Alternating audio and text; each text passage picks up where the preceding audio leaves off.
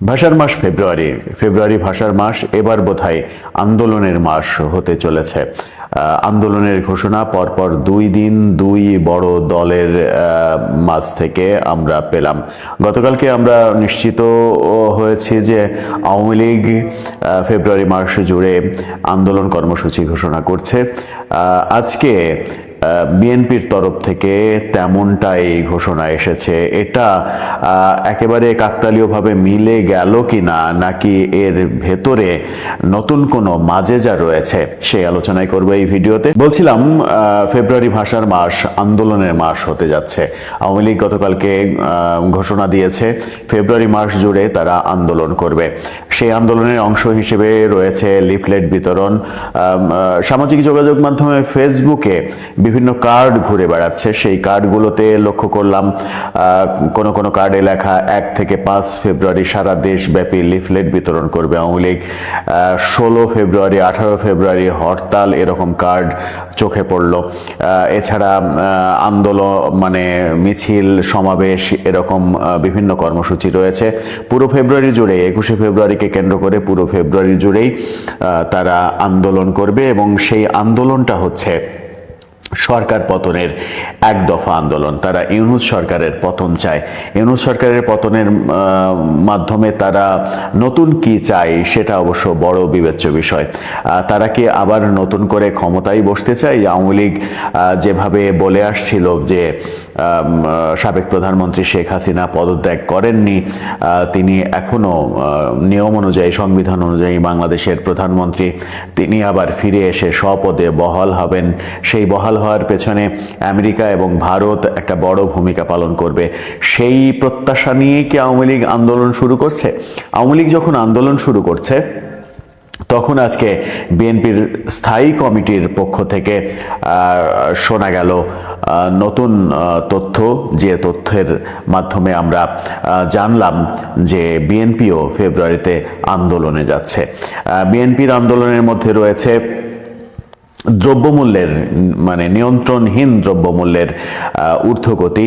সেই ঊর্ধ্বগতির জন্য তারা আন্দোলন করবে। বিশেষ করে আগামী রমজানে যেন দ্রব্যমূল্য মানুষের নাগালের মধ্যে থাকে, সেই ব্যাপারে জনসচেতনতা তৈরি করার জন্য, সরকারের দৃষ্টি আকর্ষণ করার জন্য তারা আন্দোলন করবে।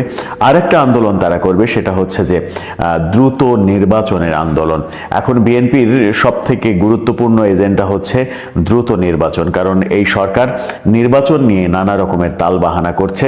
সেই তালবাহানা যেন তারা করতে না পারে, তারা যেন দ্রুত নির্বাচন দিয়ে গণতান্ত্রিক সরকারের হাতে ক্ষমতা হস্তান্তর করে বিদায় নিতে পারে, সেই কারণেই তারা দ্রুত নির্বাচনের আন্দোলনে যাচ্ছে।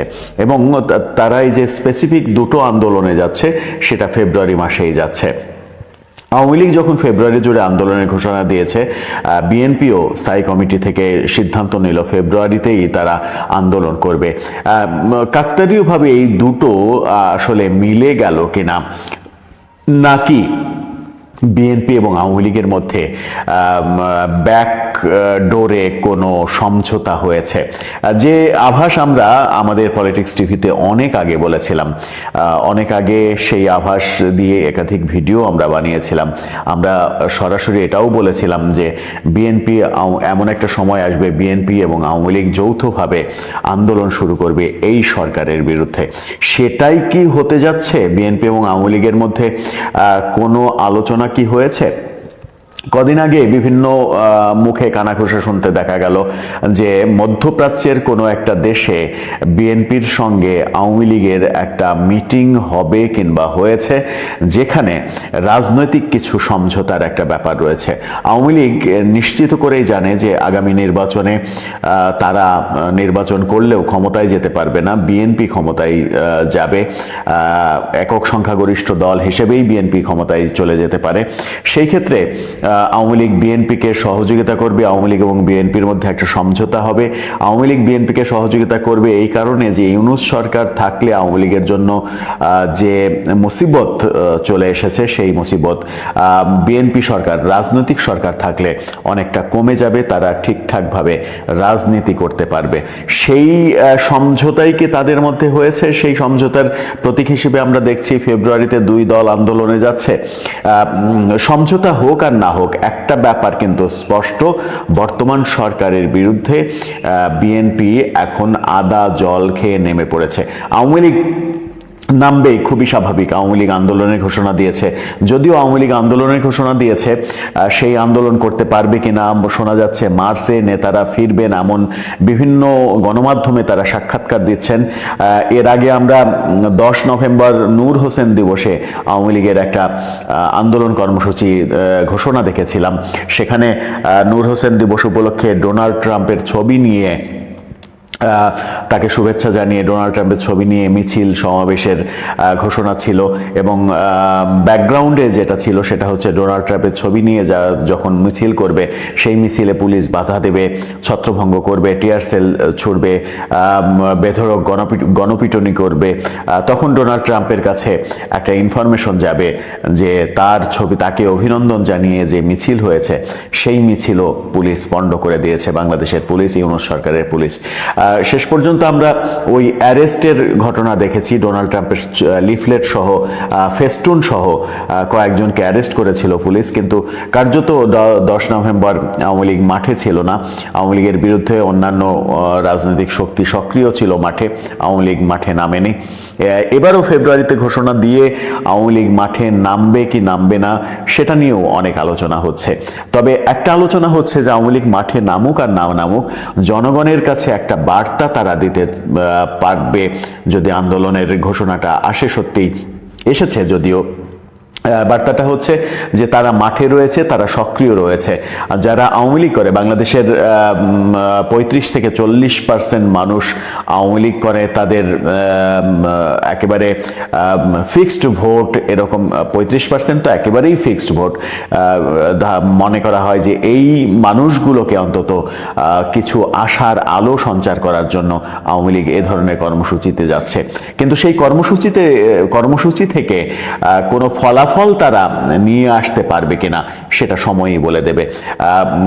বিএনপিও যখন একই সময়ে আন্দোলনে মাঠে থাকবে, তখন আওয়ামী লীগ এবং বিএনপি পরস্পর সমঝোতা ভিত্তিক আন্দোলন করবে নাকি মাঠেও তারা শত্রুভাবাপন্ন থাকবে, সেটাই এখন দেখার বিষয়। আওয়ামী লীগ যখন আন্দোলনের ঘোষণা দিয়েছে তখন প্রধান উপদেষ্টার প্রেস সচিব শফিকুল আলম, তিনি ফেসবুকে আজকে একটা বড় স্ট্যাটাস দিয়েছেন। গতকালকে আওয়ামী লীগের ঘোষণার পর আজকে তিনি ফেসবুকে স্ট্যাটাস দিয়েছেন যে আওয়ামী লীগ কোনো ধরনের আন্দোলন সংগ্রাম, মিছিল সমাবেশ করতে পারবে না যতক্ষণ পর্যন্ত না তারা জুলাই হত্যাকাণ্ডের জন্য ক্ষমা চায়। তারা সেগুলো ভুল হিসেবে স্বীকার করে ক্ষমা যতক্ষণ পর্যন্ত না চাইছে ততক্ষণ পর্যন্ত আওয়ামী লীগকে কোনো ধরনের সভা সমাবেশ, মিছিল, মিটিং এগুলো করতে দেয়া হবে না, এমন ঘোষণা প্রধান উপদেষ্টার প্রেস সচিব শফিকুল আলম বলেছেন। প্রেস সচিব ফেসবুকে পোস্ট দিয়ে এই কথা বলবেন কেন সেটাও একটা বড় বিষয়, কারণ প্রেস সচিব সরকারের কোনো নীতি নির্ধারক নন। তার কাজ হচ্ছে সরকারের বিভিন্ন কর্মসূচি, সেই কর্মসূচিগুলো জনগণকে প্রেস রিলিজের মাধ্যমে জানানো। যদিও এখন সামাজিক যোগাযোগ মাধ্যম জানানোর একটা বড় উপায় হয়েছে, তিনি হয়তো সেটাই করার চেষ্টা করেছেন, সরকারের কথাটাই ফেসবুকে স্ট্যাটাস হিসেবে দিয়ে বোঝাতে চেষ্টা করেছেন যে আওয়ামী লীগের বিরুদ্ধে সরকার অ্যাকশানে যাবে। এখন কি অ্যাকশান হয়? ফেব্রুয়ারি মার্চ জুড়ে আওয়ামী লীগ যদি মাঠে থাকে, সরকার কি ধরনের অ্যাকশানে যায়? অ্যাকশান নিতে গিয়ে সরকার আবার কোনো ধরনের নতুন বিপদ ডেকে আনে কিনা, সেগুলোই এখন লক্ষ্য করার বিষয়। দর্শক, আপনার কি মনে হয় আওয়ামী লীগ এবং বিএনপি দুই দলই ফেব্রুয়ারিতে মাঠে নামছে?